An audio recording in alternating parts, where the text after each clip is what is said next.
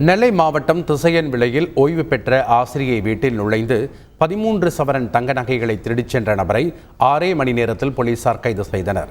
திசையன் விலை இட்டமொழி சாலை பகுதியைச் சேர்ந்த ஓய்வு பெற்ற ஆசிரியை சந்திரா என்பவரின் மகன் வீட்டின் அருகிலேயே அடகு கடை ஒன்றை நடத்தி வருகிறார்.